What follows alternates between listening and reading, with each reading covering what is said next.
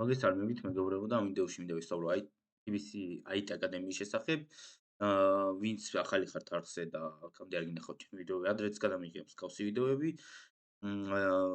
კონკრეტულად TBC აკადემიის შესახებაც და სხვა მსგავს მიმართულებებზეც და მოგცემთ რაღაც რჩევებს, შეიძლება რა მოგიცეთ, როგორ გაკეთოთ. მოკლედ, ეხლა მიმდინარეობს შეჩევის ეტაპი აკადემიაში. მეორე ეტაპი ჩატარდა გუშინ, როგორც ვიცი. ვისაუბრებ გუშინ რა იყო, რას მოიცავდა ეს ეტაპი, პირველი ეტაპიც რა იყო და მოკლედ შევხედოთ რა და როგორ არის. საიტს ოდესაც გადახვათ დომენს აქ ვიდეოში ხედავთ და თუ თქვათ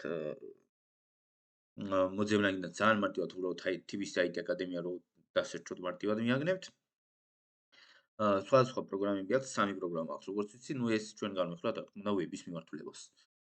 კონკრეტულად წერია მოკლედ აღწერა რა არის ეს და რას მოიცავს კურსი და ასე შემდეგ. თავარი რაც არის და რაზეც გამოვხილ მაგწერაში ყურადღებას არის უბრალოდ ის, რომ ამ ნაწილში წერია რას შევისწავლეთ კურსის ფარგლებში და რაზე მოგვიწევს მუშაობა. გითი, ბაში, ბაში რატო წერია არ ვიცი, მე პირადად რა თქმა უნდა არ ხმარობ და ხებიც არ მგონია დიდად ხმარობდნენ ზოგადად დეველოპერები, აქტიურები ვინც არიან. ტერმინალის სახეობა მარტივად რო ვთქვათ, რა ჩვენ ენაზე რო ვთქვათ მარტივად, მაგრამ ისეთი არის. ვერსიების კონტროლს შევისწავლით, HTML, CSS-ის ფრეიმვორკები, JavaScript, TypeScript და Angular.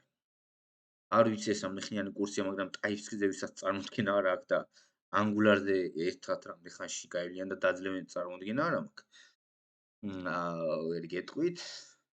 რადგან აქ იგულისხმება, რომ კურსზე უკვე ისეთი მოხდენა, რომელიცაც უკვე რაღაც, ესე თქვა, წონა და გამოცდილება გააჩნია სავარჯიშო პროექტების ხრივ მაინც.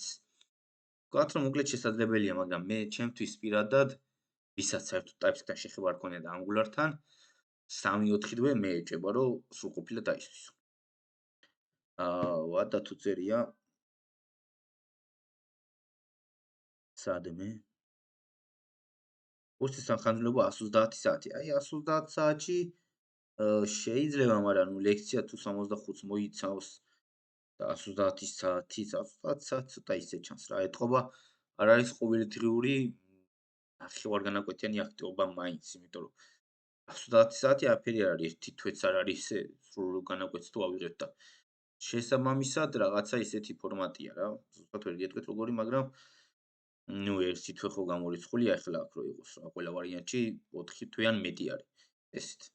მაგრამ წერია ესე თქვა საათი ლექციის და თვითონ ხანგრძლივობა რამდენი იქნება რა. ეს ლექციის გარდა იგულისხმება ალბათ დამოუკიდებელ შესრულებებზე, რაც არის გათვალისწინებული, რომ პროექტებზე იმუშაოთ ალბათ. ხო, მოკლედ TypeScript და Angular-ი ალბათ ერთ-ერთი ყველაზე რთული მიმართულება არის საერთოდ, რაც აი ფრონტის მხარე შეიძლება რომ ავირჩიოთ, იმიტომ რომ Angular-ი ზოგადად ისედაც JavaScript-ზე არ იწერება, მხოლოდ TypeScript-ზე იწერება. და შესაბამისად მაგიტომაც არის TypeScript შემოყვანილი, Angular-ი არის თავარი ესე თქვა აქცენტი გაკეთებული კურსის ფარგლებში და არ არის აქცე. ეგ გასაგებიც იყო, ეხლა გამიგვიდა თუ დიდად ვერ ვიტყოდი. ბანკებში უმეტესად და ესე თქვა სამთავრობო სამთავრობო კი არა, უბრალოდ თქვა სახელმწიფო სტრუქტურებში ყველგან თითქმის Angular-ია. Angular-ი და ბექის მხარეს C#-ია ხოლმე როგორც წესი .NET-ი. არ ვიცი ესე რა თქმა უნდა გაკეთებული, მაგრამ დიდი რაოდენობით მონაცემებთან არის ხოლმე როგორც წესი შეხება ბანკებში და ესე თქვა სახელმწიფო სტრუქტურებში უმეტესწილად. დიდი რაოდენობით მონაცემების დამუშავება და რაღაცები ხდება ანალიზი და ასე შემდეგ და Angular-ზე იწერება და .NET-ზე ხოლმე როგორც წესი მაგორ იმაზე მუშაობენ რა. ვთქვათ tool-ზე. ხო, Angular-ი მე ვიტყვი რომ არ არის ძალიან მომწონს, ჩემ ფავორიტი არის, აქ მეტად მომწონს Angular-ი, დიდი ხანია შეხება აღარ მქონია, არც პრაქტიკულად და არც თეორიულად, უბრალოდ ისე რომ რაღაცა სიახლეები მენახა, მომესინჯა და ასე შემდეგ. ძალიან კარგია, მოთხოვნა ნაკლებად არის, რა თქმა უნდა, React-თან შედარებით. მაგრამ ესე ვთქვათ, ძალიან კარგი იქნება, ვინც აქ მოხვდებით, გაგიმართლებთ აუცილებლად. ძალიან კარგი იმას შეისწავლით, ესე რომ ვთქვათ, ხელსაწყოს თქვენი სამუშაოსთვის, რომ რაც შეიძლება უფრო კონკურენტუნარიანი იყოთ. ეხლა გადავხედოთ კიდევ ასე ვთქვათ, რა წერია. ნუ დასრულების შემდეგ რა უნდა შეგეძლოთ, ახლა ამას რომ ისტორიით უნდა შეგეძლოთ პროექტის დაწყობა, ეგ არის მთავარი. თუ კარგად იმას გაივლით ეტაპებს, შეიძლება თქვათ დარჩეთ თვითონ TBC-ში რომელიღაცა გუნდში, რომელიღაცა პროექტზეც ლებათ. ისთვისაა კურსი, არ გვინდა უბრალოდ ასაკი შეზღუდვა თუ არის ნახოთ, ხო, ნუ 18 წლიდან არის. კურსი შინაარსი წერია უკვე და დიდათ არ ამგონია შეცვლილი იყოს, ხო თითოეული არის ჩაშლი. რას მოიცავს ეს TypeScript, NPM და Yarn სწავლობთ, ძალიან კარგია ეგეც. Angular-ი ჩვენი ირი. მოგეთ მივესალმები რაც არის აქ, რაც ის არის ერთ-ერთი, რასაც შეცვლილი ალბათ CSS-ის ფრეიმვორკებს SAS და რაღაც ეგეთებს მე არ ვასწავლეთ. არ არის ჩემი აზრით ეგ ისეთი პოპულარული, მაგრამ Angular-თან მიმართებაში ყველაზე ხშირად ეგ იყენებენ, მაგას იყენებენ ხოლმე და Bootstrap-ს და ალბათ ნუ მაქედან გამომდინარეა მაგაზე გაკეთებული აქცენტი.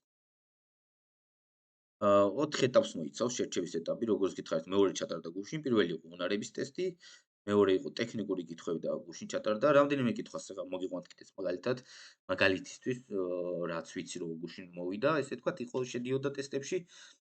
ძირითადად არის ისეთი კითხვები, რომელიც როგორც წესი არ უნდა იცოდეთ. ეხლა რას გულისხმობ ამაში? ნუ რამდენიმე კითხვა იყო შედარებით მარტივი, ან ისეთი, რომ აი დაფიქრდებოდით და მიხვიდოდით პასუხამდე. ანუ ზედმეტი დასერჩვის, მოცემის ან ChatGPT-სთან კითხვის გარეშეც მიხვდებოდით, მაგრამ იყო კითხვები მაგალითად რო არ დავწეროთ ახლა HTML-ში doc-type-ი, დასაწყისში რაც იწერება, რა მოხდება?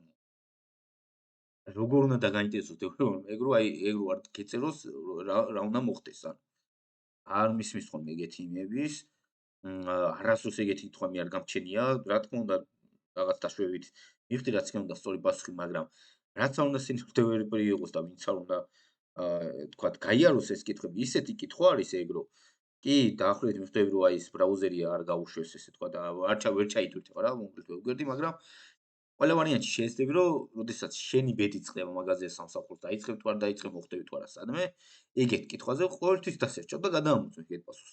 ანუ ისეთი კითხვა არ არის რომ აი შენ თავს 100%-ით ენდო რა. და ანუ ეგეთი კითხვები იყო, საკმაოდ იყო. ნუ ობიექტების რეფერენსებზე და რაღაცებზეც იყო და ნუ ეგ უკვე მინდად იმის თემა არის გამოცდილების და თქვენი ცოდნის და არაფერს არ ვამბობ. უნარების ტესტი არ ვიცი როგორი იყო პირველ ეტაპზე და სიმართლე გითხრათ ადრე რა ვიდეოც მაქვს ჩაწერილი იგივე სერჩევის ეტაპებზე ლინკი იქნება აღწერა შეიძლება გადავხედეთ და ნახოთ წინა მიღების წინა სერჩევის უბრალოდ როგორ რა ეტაპები იყო და რას მოიცავდა წინაზე რაც არ მომეწონდა არ ვიცი ხა იგივე არის იყო თუ არა თავს ვერ დავდებ რა თქმა უნდა ხას არ გავუსვა მაგრამ უნარების ტესტი უფრო რთული იყო ვიდრე ტექნიკური და ეხლა მე მგონი ტექნიკური თრად მარტივი აღარ იყო იმიტომ რომ წინაზე მახსოვს რომ ბევრად მარტივი იყო კითხვებიც მაქვს განხილული მაგაზეც მაქვს ვიდეოები ჩაწერილი და მოგლეთ ყველა ვიდეოს დავურთავ აღწერაში რომელიც ამ TBC აკადემიას ეხება. ეხლა რაც შეეხება შემდეგ ეტაპებს, ანუ მესამე ეტაპი მოიცავს ვიდეოს ადიктვას ინგლისურად და ნუ ეს ჩვეულებრივი თემა არის. თუ მეორე ეტაპი გადალახეთ, მოგივათ მეილზე ზრდამის შეტყობინება და გექნებათ რაღაც პერიოდი, ნუ 1-2 დღე ალბათ ხა ვიდეოს ჩაწერას. დიდი ის უნდა მომზადება, რომ ჩაწეროთ ვიდეო და გადავაგზავნოთ. მაგის შემდეგ მეოთხე ეტაპი არის ტექნიკური გასაუბრების საფუძველზე. ოკეი. დარჩენილი მონაწილეებიდან 30 წუთით შერჩევა უნდა მოხდეს ტექნიკური გასაუბრების საფუძველზე. ვის კათვარცე? აჰა. ასე იგი, აღარ არის ტექნიკური დავალება. ადრე ტექნიკური დავალება იყო ხოლმე. ანუ გიგზავნდნენ პროექტს და ეგ უნდა აგეწოთ. ეგ ეტაპი როგორც ჩანს ამოიღეს, აღარ არის ვიდეოს ადიქტა და გასაუბრება პირდაპირ.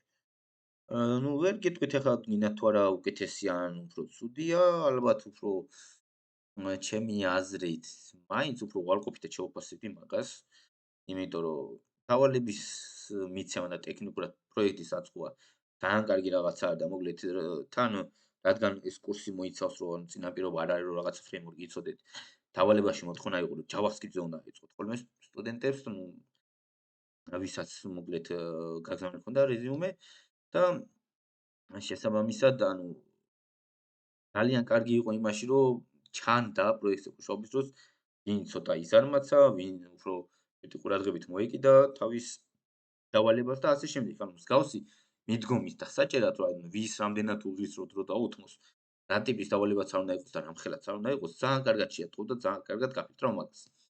ეგ რა მოიღეს, ანუ ცოტა უარყოფათ შევახსენე მე, მაგრამ ნუ ეხლა მე წარმოდგენა არ მაქვს, ზოგადად გამოცდილება ისედაც არ მაქვს, რომ აი ეს HR-ის პროცესები და საქმიანობა რას და როგორ მოიცავს და როგორ უნდა მოხდეს, თუნდაც ვებში, ასე რომ ნუ მაგათი გადასაწყვეტია რას და როგორ გააკეთებენ. ანუ მე რო ვატარებდი მაგალითად და მე რო პროექტში მჭირდებოდი დეველოპერის აყვანა, ალბათ მაგას არ ამოვიცვით. ნუ ყველაზე მთავარი რაც არის და წინა მიღებებზეც იყო და ტექნიკური გასაუბრებაა ყოველთვის ყველაზე მთავარი. ესე ვთქვათ, რომ აა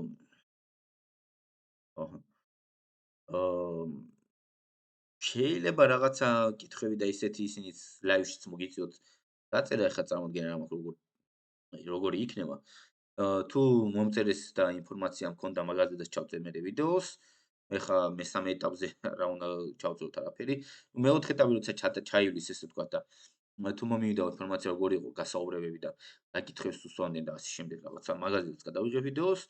ნუ ამ ეტაპისთვის ალბათ სულ ეს არის, რაც მინდოდა რომ მეთქვა. მოკლედ შეეცადეთ რომ ყურადღებით იყოთ.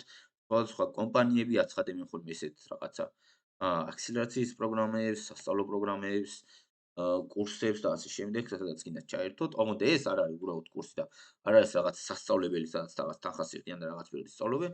ეს არის სხვა მხარე საერთოდ. თქვენ როგორც დასაქმებული ჩათვალეთ, რომ ეგეთი ტიპი ხართ და მიდიხართ კომპანიაში და აკეთეთ რაღაცებს, სწავლობ და ვითარდები, როგორც აი ჯუნიორად დაიწყოთ მუშაობა. უბრალოდ რა თქმა უნდა ხელფასი არ გექნებათ, ანუ ეს არის კურსი და არა მართლა თანამშრომელი. მაგრამ ანუ პარალელი ვავლებ იმასთან, რომ ეს არ არის უბრალოდ რაღაც სწავლა. სადაც აი მიდიხართ რაღაც სხვა ტექ სკოლაში და ანუ ონლაინ სასწავლო სივრცეებში, რაც ძალიან მომრავლდა ამ ბოლო დროს ჩვენს სივრცეში. ანუ მსგავსი არ არის.